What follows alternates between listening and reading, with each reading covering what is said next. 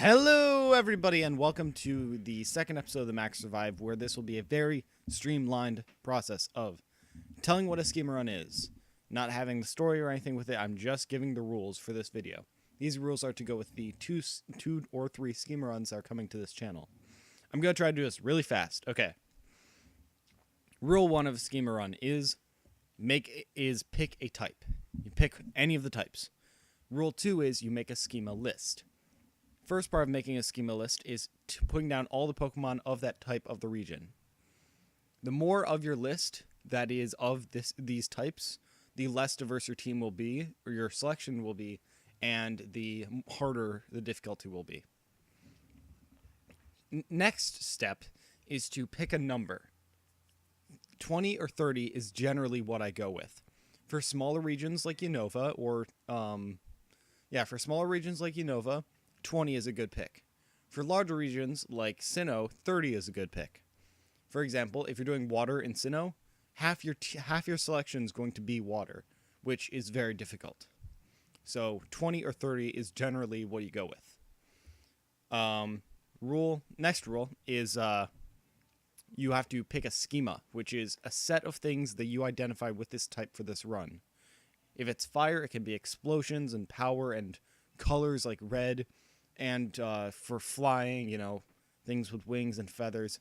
And a lot of the times, things that you use to try to get things on your list will be colors, motifs, design aspects, and certain moves.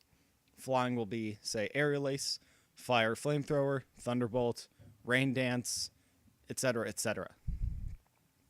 For example, anything that can use Earthquake, you'd probably consider fitting on your ground schema.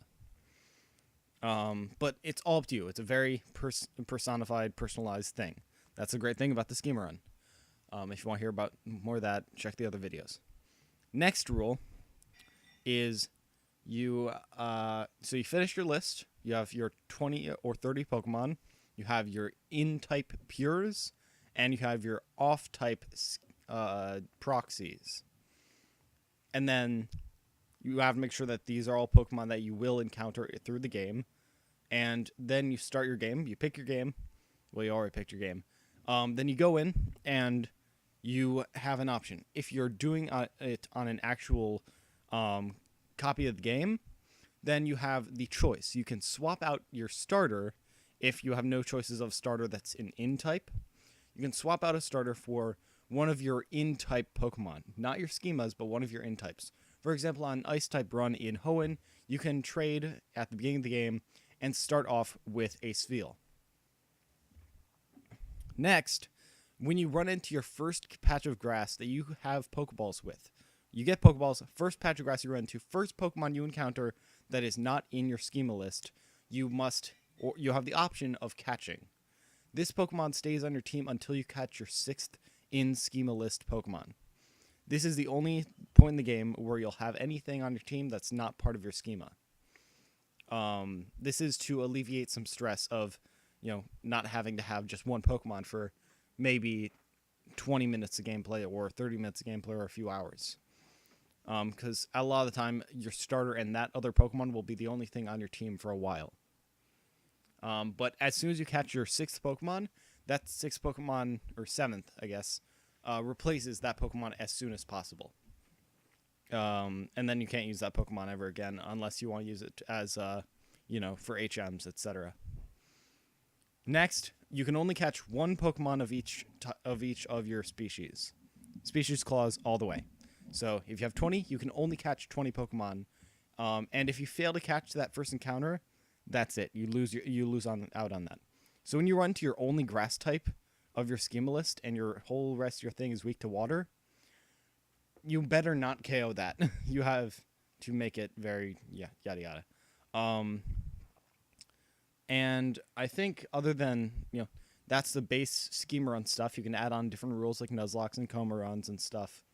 But yeah, only other things I have to say are, if you have Pokemon that are clones like Illumise Volbeat or Plusle and Minun, consider them as one Pokemon.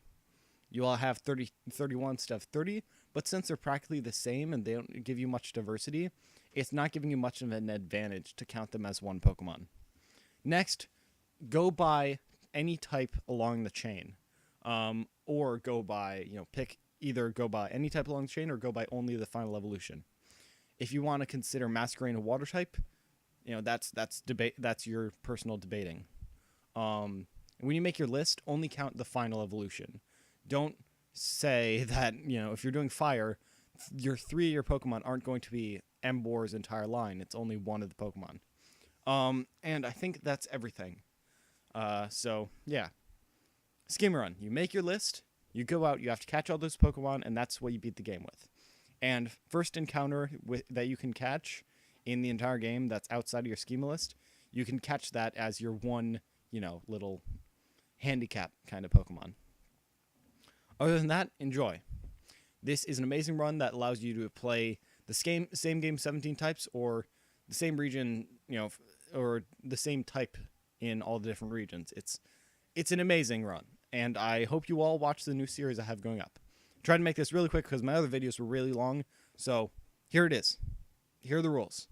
Go out and enjoy the schema run.